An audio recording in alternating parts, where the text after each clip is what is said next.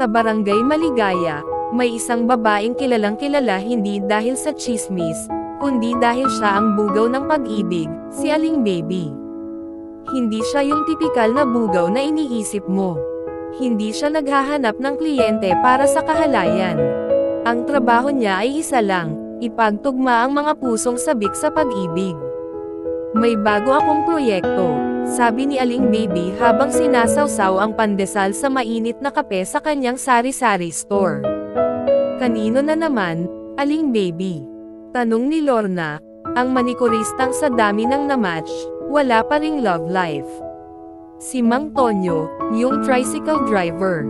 At si Miss Abby, yung bagong librarian sa eskwelahan. Swak na swak ang vibes, Tay. Introvert at extrovert, punk drama. Lihim na sinabihan ni Aling Baby si Mang Tonyo na kunwaring ma-flat ang gulong niya sa harap ng eskwelahan, eksakto sa uwian ni Miss Abby. Paglabas ng dalaga, ayon. Nasagasaan ng kilig. Miss, baka pwede po paabot ng vulcanizing shop. Malapit lang. Ngumiti si Miss Abby, nag-alinlangan sandali, pero sumakay rin. At doon nagsimula ang love story na hindi nila alam, may director na pala.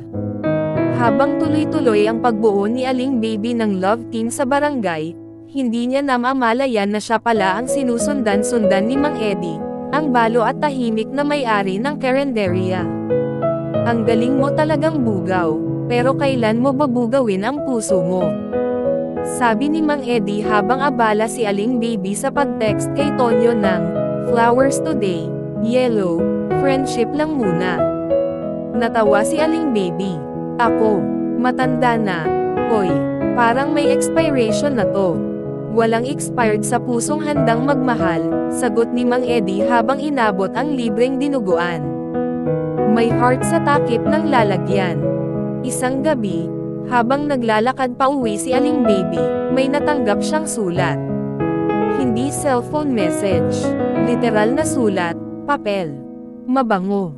May pawis ng karenderya. Galing kay Mang Eddie.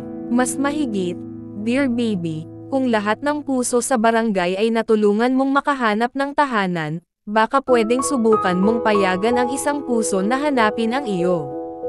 Kinilig si Aling Baby. Napaupo sa bangkita. Napayuko. Napangiti.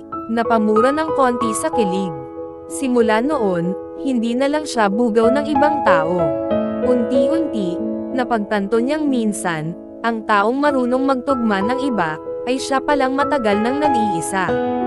Nagkaroon sila ni Mang Eddie ng date. Hindi sa mamahaling lugar. Sa karenderya lang. May ilaw ng Christmas lights kahit Hulyo. May lumpiang toge. May sagot gulaman. At may hawak kamay sa ilalim ng mesa. Ngayon, tinatawag na si Aling Baby na Mrs. Baby Eddie, pero bugaw pa rin siya, bugaw ng Barangay Pag-ibig. May FB page na siya. May love consultation booth tuwing linggo.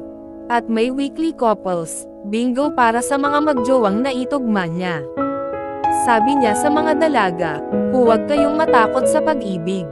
Minsan, habang tinutulungan mong makahanap ng mahal ang iba, may isang pusong dahan-dahan na ring lumalapit sa'yo.